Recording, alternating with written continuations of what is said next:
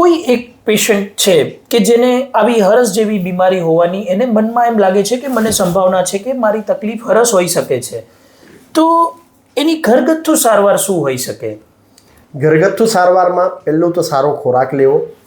બીજી જે તકલીફ છે તો પાઇલ્સ જ્યારે ફૂલીને બહાર આવતા હોય તો આપ ગરમ પાણીમાં બેસી શકો છો. ગરમ પાણી એ આમ તો તમામ મળમાર્ગની બીમારીઓ માટે ખૂબ અક્ષીર દવા છે. ગરમ પાણીમાં બેસવાથી સિમ્પટમેટિક રિલીફ મળતી હોય છે અને જે સ્વેલિંગ છે એમાં પણ થોડો ઘટાડો જોવા મળતો હોય છે. રાત્રે સૂતી વખતે ગરમ પાણી અથવા ગરમ દૂધ પીવું. દૂધમાં શક્ય હોય તો 1 ચમચી 1/2 ચમચી જેવું ઘી પણ નાખી શકાય. હા, કોઈને દિવેલ એટલે કે એરંડિયું તેલ ફાવતું હોય છે તો એ પણ આપ લઈ શકો, પણ આ માત્ર કબજિયાતના દર્દીઓએ જ લેવું જોઈએ.